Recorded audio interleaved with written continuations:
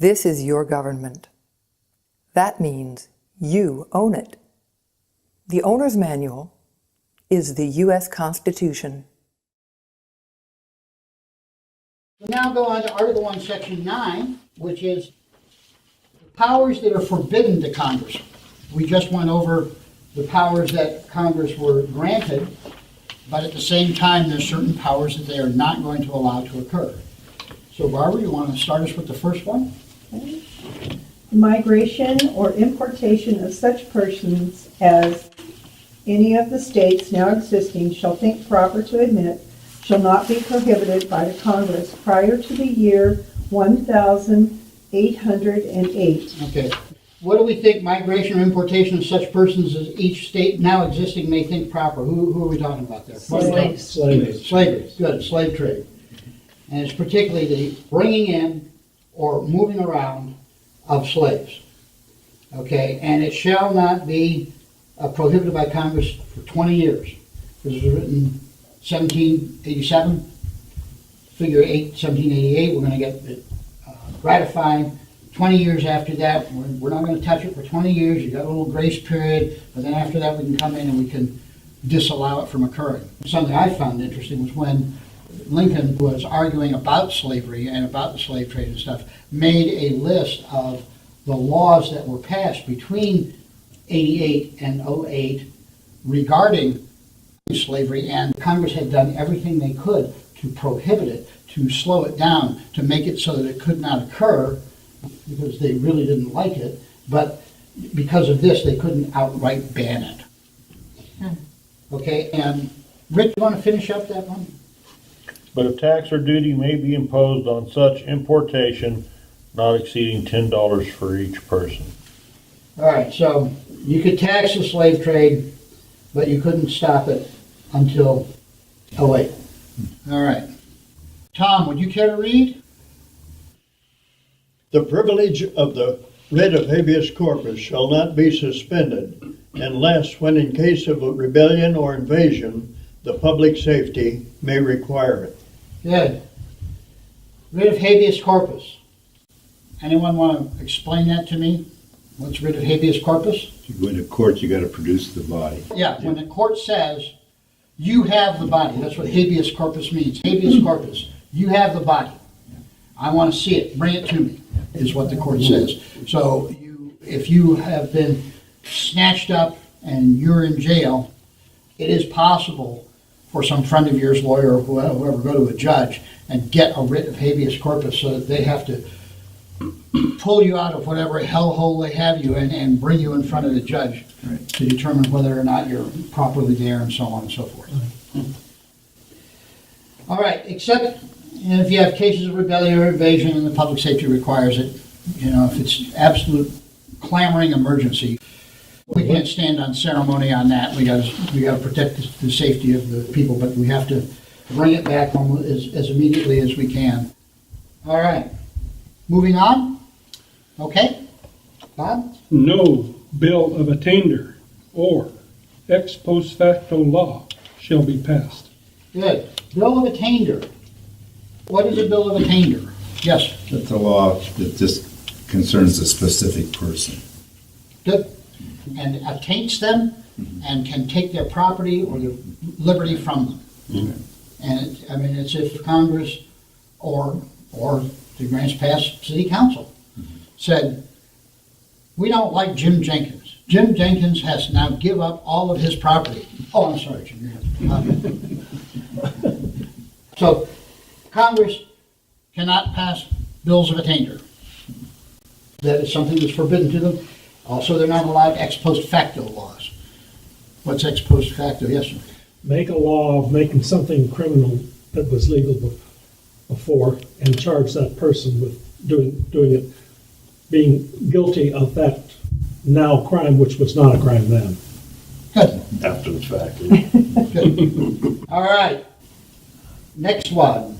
Lily? No capitation or other direct tax shall be laid unless in proportion to the census or enumeration herein be directed to be taken.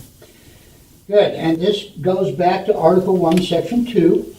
in which it says representation and direct taxes shall be according to an enumeration, blah, blah, blah, blah, blah, blah, blah.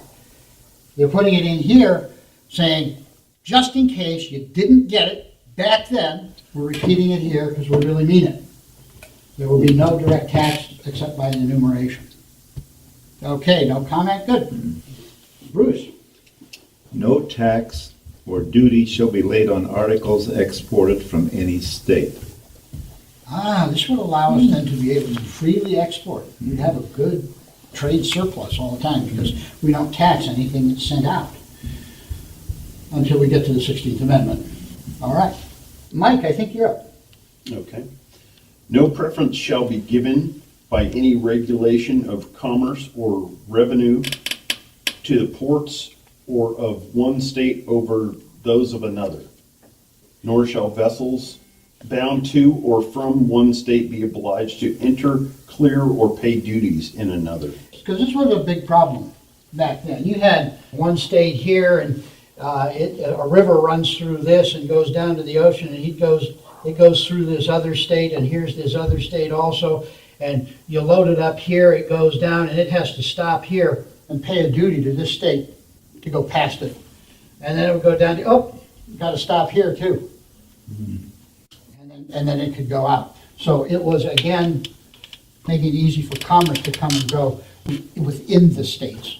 This gets back to that power to regulate commerce under Congress, Sure. which is to make it regular between Yes. the states and such. It Right. says no preference shall be given by any regulation of commerce to the ports of one state over those of another. Right. This is what regulate commerce actually means, is to make it equal all across the states. It doesn't mean we can tell you what you can or can't do with everything that's ever produced. Yeah. Clearly it never meant that. Right, I mean, to make it regular, exactly right. All right, Jim, are we ready? Yep. Okay, No money shall be drawn from the treasury, but in consequence of appropriations made by law. good. So that means it has to pass both houses of Congress. It has to go through the procedure that's described in Article 1, Section 7. It has to go through both houses of Congress. The president has to sign it and all that, okay? So it's made by law. Go ahead. And a regular statement and account of receipts and expenditures of all public money shall be published from time to time. Good. All right, yes, sir. So this brings the question, then how does executive orders get funded? How do executive orders get funded? I don't know. Would anyone care to make a stab at that? I would say that if they have an executive order, it would fall under a specific division that's already been funded and budgeted, and it's up to that to reappropriate where their budget is going. That's why I like Lily. That's exactly what I was going to say. So- Except she said it better than I did. Because, So now, and if the Congress didn't like something Yeah. that the executive branch was doing, theoretically, they could defund it if they had the political will to do so. yes, it's more than theoretical, but the answer is yes, but they have to have the political will to do so. Exactly right. You remember that, all laws are made by Congress. It passes over here to the executive branch, who then executes it. Now, when he executes it, he will make certain executive orders saying, this is how I want you to do this, because we have to get this done, and so this is how I want you to do it. That's what an executive order is supposed to be. And Congress said, I want you to do this, then they also gave him the money to do it, so he uses the money, and that's executive order gets funded.